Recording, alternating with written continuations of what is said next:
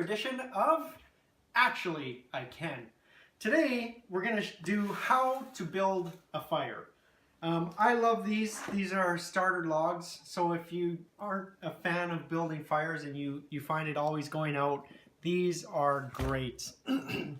I make one box pretty much last all winter long, and the way I do that is I actually cut them up. If you have a really stubborn fire, if your wood is wet or whatever, you can use a whole one, but I find it's just overkill. So what I actually do is I actually cut these up into bite-sized chunks.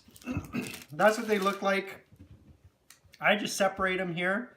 They come apart in bricks. If your fire is really stubborn, you can use a whole one of these, but I find it just overkill. So what I do is I actually break them apart.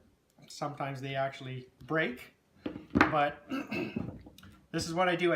Get an old knife. You don't want to wreck your wife's good knives.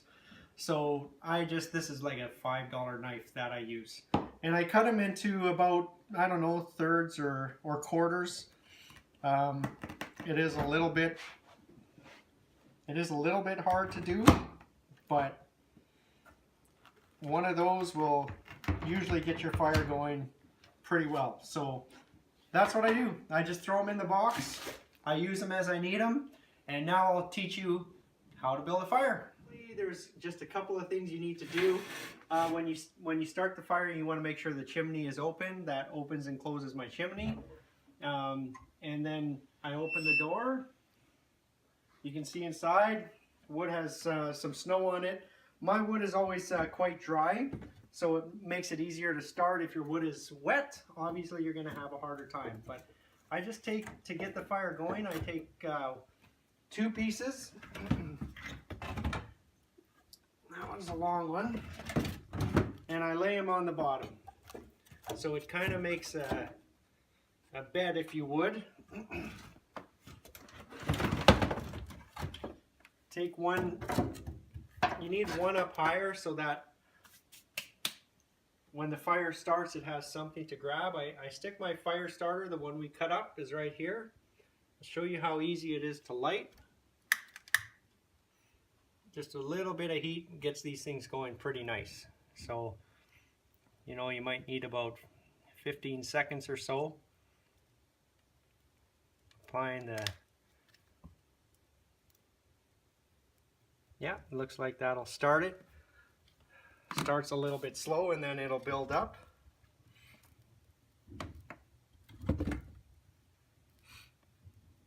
While that's going, I take my next piece and I put it over top like that.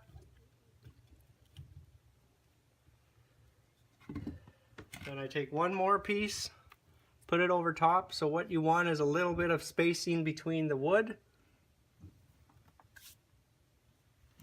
And that'll get your fire going. I'm going to give it a second to get lit there. Maybe move that one back just a hair. You can see it's catching quite nice.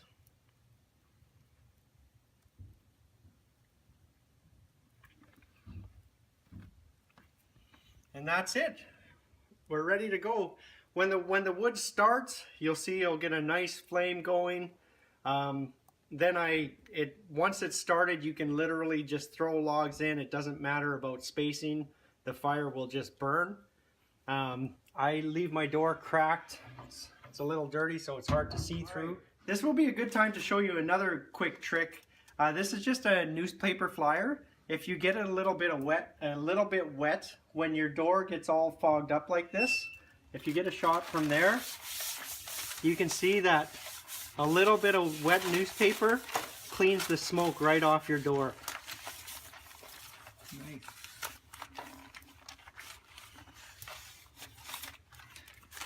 Comes out a little bit of... Normally do not do this when the fire is hot. I normally do this with it cold, but it was just a good opportunity to show you how. So you can see that the fire has kind of started to go. What I do is I crack the door a little bit. That sucks oxygen from the room in against the fire. And you can see that the door here is cracked open about an inch. It has a stopper on to hold it open, but I can stick my finger between here. So it's roughly about an inch open. And you can, if you get a shot of the fire now, you can see it really starts to snap, crackle, and pop. As opposed to opening the door, the fire will die down a bit. If I close the door completely, it only has the outside oxygen. The fire will drop a lot. So just to get it started, I leave it open for about 10 to 15 minutes. It gets the fire just nice and hot.